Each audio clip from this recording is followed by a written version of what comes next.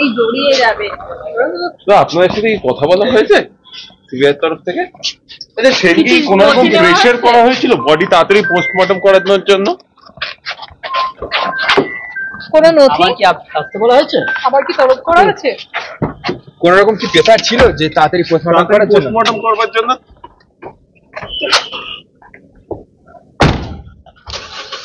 তাড়াতাড়ি পোস্টমর্টম করার জন্য মেয়ের কাকা পরিচয় একজন ছিল, যে বলেছিল ওই দিনকে পোস্টমর্টম না হলে রক্তগঙ্গা বইয়ে দেবে। বাড়ির লোককে বলেছিল তাড়াতাড়ি করতে, পেপার আসাতে দেরি হওয়ার জন্য পোস্টমর্টম একটু দেরি হয়েছিল। বাড়ির লোক থেকে প্রেসার করা হয়েছে ওই দিন পিএম না হলে রক্তগঙ্গা বয়ে যাবে। এক্স কাউন্সিলর বলে একজন কেউ ছিলেন, নাম বলতে পারবো না।